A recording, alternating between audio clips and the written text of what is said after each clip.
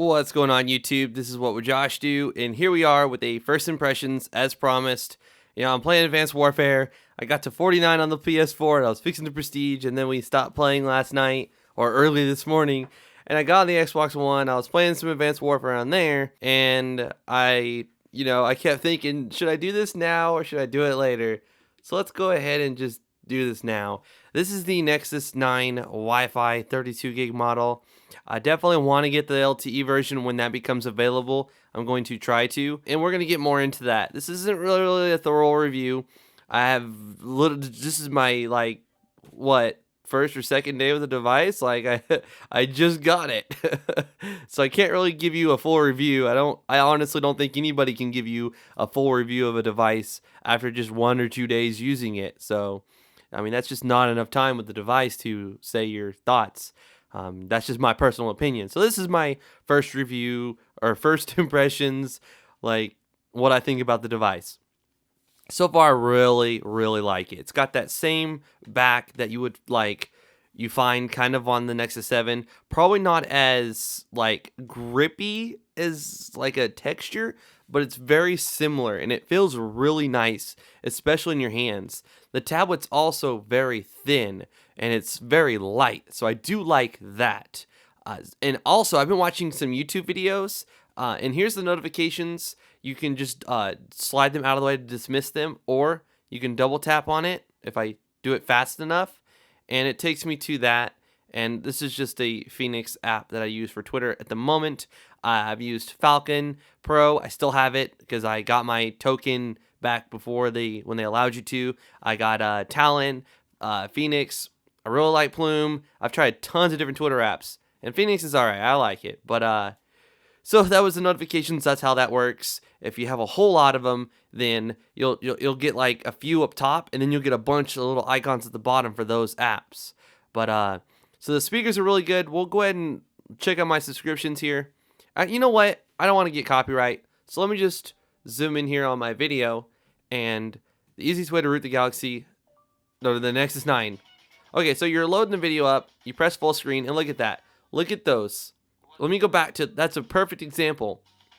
This is a video that's 2160p. Of course, on the YouTube app, they might update the app later on to support 1440p, but as you can see here, look at all these black bars. Look at this. That's insane. Now, okay, I thought it was going to bother me a whole lot. I've watched a few videos on here, and I can tell you that, honestly, it's not a huge deal. It's not. It is a deal in a way, because you would think that it's 2014, almost 2015. You would think that we're away from the non-widescreen displays. I mean, your laptop, your computer monitor, your phone, pretty much everything you have is widescreen these days. And if I load up a video on here, look, see? Look. The entire screen's being used. There's no black bars. It's using every last inch of the screen. And it's awesome. It really is awesome. Is it a deal breaker? I don't know. That's a hard one. Should you get the Shield tablet versus the Nexus 9? Okay, the Shield tablet's using a 32-bit quad-core K1. This is a 64-bit dual-core K1. This has 2 gigs of RAM. The Shield tablet has 2 gigs of RAM. This has Android Lollipop. The Shield tablet, my Shield Portable's probably gotten more than 15 updates since I got it over a year ago. The Shield tablet has gotten, I think, 2 or 3 updates since I've had it. I mean, Nvidia is very good with updates, and they even post a little 1-minute video preview of what Lollipop looks like, because it's coming ASAP, like really, really soon to the Nvidia Shield, and you're going to have Android Lollipop on here and on there, and it's a near stock experience on the Shield tablet with a few tweaks here and there, like full screen mode and stuff where it hides the little bars. There are some games and apps that, like Grand Theft Auto, for example. Let me load that up and show you what I'm talking about. Now, I have ADHD. I get off track. I start talking about one thing, it leads me to another, and I talk about that for a little while, and then, it's a problem I have to face with, and I'm sorry about that. But So here we go. We're gonna load the game up here, and I'm actually wanted by the police at the moment. But as you can see, we have the little bars at the bottom there. On the Shield tablet, you can hide those bars. You can choose full screen mode, and it gets rid of those little like back, home, and recent apps buttons. And then all you have to do is slide up to get to them. Now, the performance on this thing is great. I mean, I'm running this thing on maximum settings on everything. So we'll go to options here, and we'll go to game or display setup. And I've got everything set to max, 100, 100, advanced, which is the highest it goes. Car reflection is on max. And I have everything set to max. And it doesn't lag or stutter or pause or anything like that. And it looks really good on here. So I don't have any complaints at all. This processor is handling everything you throw at it just fine. So, and also you have your recent apps thing here, so you can just go ahead and close them out. You slide them away, or you can hit the little X button. I also, in my Nexus 5 Lollipop video, I said something that was not totally accurate. Before, you would long press on it and it would open up the app info. You can still do that if you go to the little icon, and then it'll take you to the app info there. So if we want to go ahead and force stop GTA SA, we long press on the little icon and we can hit force stop on there. And then, or we can uninstall it. So you can still do that. It's not lost or gone. But the speakers are really, really good. I really enjoy having them on the front. And okay, back to the Shield tablet. Oh my goodness, I told you I have ADHD. That's a hard one. This tablet right here is $479 for 32 gigs Wi-Fi only. The Shield tablet for $399, which is $80 less than that, you can get 32 gigs, the same storage, plus a little micro SD card slot. If you get a fast one, you can throw your games on there. It might take a little bit longer because the internal storage is way faster than what any SD card's going to give you, but you can still do that. You can install your games on the SD card and free up a lot of your internal storage, and you can have like the really big games like GTA SA or Real Racing 3 on your internal storage where you want that faster read and write speed. But for other games like Hill Climb Racing, it's not really like an intensive game. So I don't know, man. $399, you're gonna get 32 gigs and you're gonna get 4G LTE. With this one, you've got to spend $599 to get the 32 gig model with LTE, and you're looking at almost the same specs: 64-bit dual core versus 32-bit quad core. Everything else is almost exactly the same, except this one's not widescreen. The other one is. This one does have a better screen as far as like pixels and stuff. It has a gorgeous screen.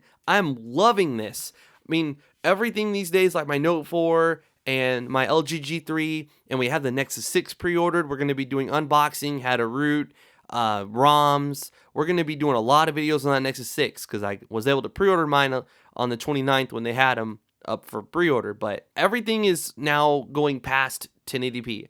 They're going to, quad HD. And this screen, there's just no denying that it looks absolutely just awesome. I mean, I have no complaints at all. This screen is beautiful. And for doing everything but watching videos, it's kind of cool. Another gripe I have with the 4x3. Oh, also, priority. In case you're new to Android L, I've been using Android L for a while now, Android Lollipop.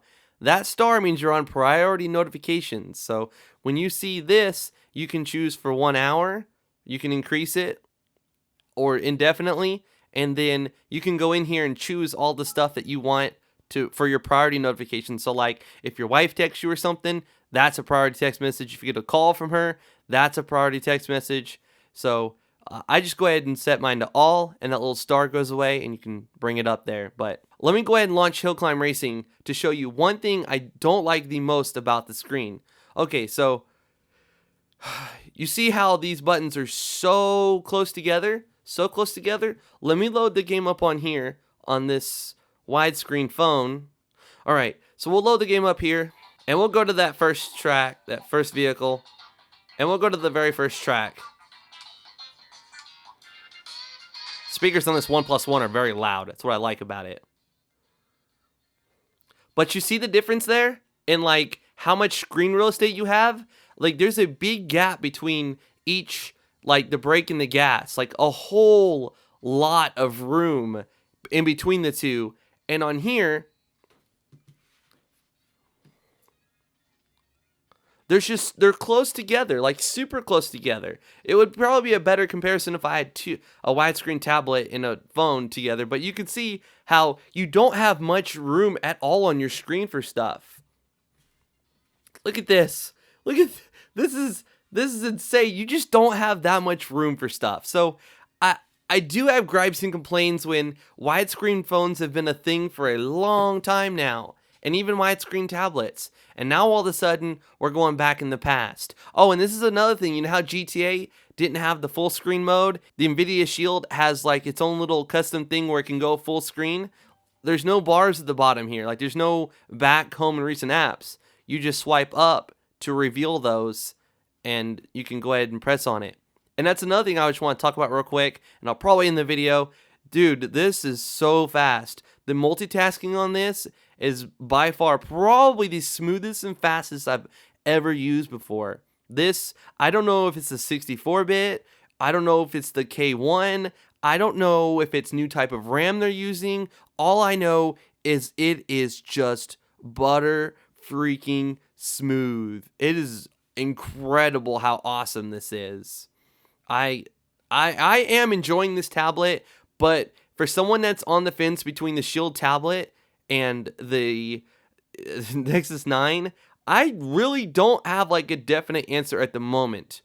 I want to say save your $200 and get the widescreen 32-bit quad-core expandable storage with an awesome controller. And I did a review of this tablet, and I think you're going to like it.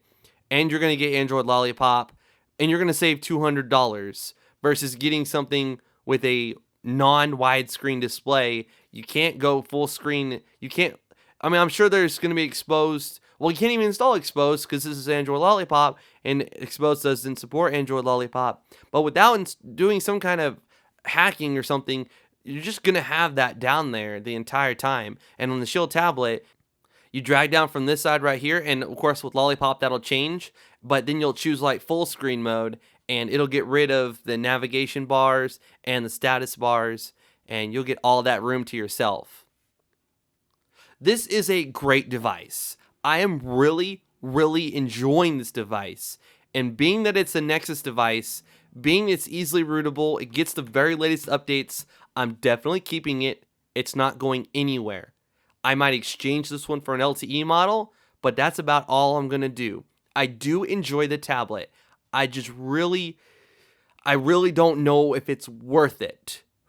I mean, it's very fast. It's awesome. I truly think you might be better off getting a Shield tablet, saving your $200, having 32 gigs, expandable storage, LTE, and all the other neat things that the Shield tablet has to offer, including that amazing controller. Again, I have a review of that thing, and I will link to it in the description. So this is an awesome tablet, and I said there was a notification light in my unboxing because I thought there was, but there is not a notification light, and this is an ambient sensor, so it senses like the light in the room or something along that line. I think it's called an ambient sensor. But so this is a great tablet. I like it. It's just super freaking fast. I have a lot of positive things to say about it, but at the same time, I do have some gripes. I mean, 32 gigs is enough for me. I don't have to have expandable storage if they're going to give me 32 gigs, but expandable storage is definitely nice. And then, I mean, you're going to pay $200 more to get an LTE 32 gig versus getting a 32 gig LTE expandable storage Shield tablet. So it's like, I don't know. I can't really tell you. I still got more testing to do. I still got to play with this some more, but I like it. I do. It's definitely going to be my tablet that I pick up and use. I love the form factor. I really like tweeting from it, and I'll just go ahead and show you that real quick. This is something I like about Android L. When this is SwiftKey, If you follow me on Twitter, I said it. I cannot stand the stock keyboard. I felt like I was taking more time going back and fixing mistakes because I would type like I would on any other keyboard and it wouldn't correct it very well. And I didn't have arrow buttons, which you can set in the SwiftKey settings on here. But I didn't have arrows, so I had to like go in there and try to, do it perfectly, when on here I have little arrows and I can just navigate over to, let me show you that better. I can just navigate over to where I need to be and bam, I'm done. So I definitely like having SwiftKey versus the stock keyboard. I couldn't stand it any longer. And another thing about that is you have this little button right here that changes it. So now we can go back to the stock keyboard and we can use that for for whatever crazy reason that we'd want to do that, we could. And then you just press on it and you choose SwiftKey. I like that versus it being in the notification bar up top, so that they have moved it on Android Lollipop. That's about it. I don't want to make this video any longer than it is. That's my complaints and gripes and, issues I have with the Nexus 9. It's overall, it's a great tablet. It feels really good. It's light. I like the screen size. The Nexus 7 was a device I could pocket and bring with me places if I wanted to. Like if I'm waiting on a movie, like if you've ever been to a movie screener before, you sit in line for like an hour to 2 hours. With the Nexus 7, I could fit that in my pocket and hand it to my daughter and let her play games on it. This is, I don't know if I'll be able to, in my full review, I'll let you know if I can find a single pair of pants I own that this tablet will fit in the pocket on. This thing is definitely not nearly as portable as a 7-inch Nexus 7, but we've got a 6-inch phone coming on the way. So I can't really argue. 8.9 inches is a sweet spot on a tablet because you're going to have a phone that's 6 inches, just barely smaller than a tablet, just barely smaller than the Nexus 7 tablet. So it's like, why would you need a 6-inch phone and a 7-inch tablet? If I'm going to have a tablet, I want more screen real estate for viewing things, and this is what it gives me. This is awesome. I do recommend this device. I like it. Please stay tuned for my full review of this phone, the Note 4, and future devices such as the Nexus Player and the Nexus 6. If you enjoyed this video, please give it a thumbs up. I would greatly appreciate it. Please follow me on Twitter and Instagram if you want to stay in the know when the next video is coming out before I upload it. If you want to tweet me, if you want to hit me up for some games on Xbox Live or PSN, and all that other good stuff. Please subscribe to my YouTube channel if you're new here. This is What Would Josh Do, and I'm out.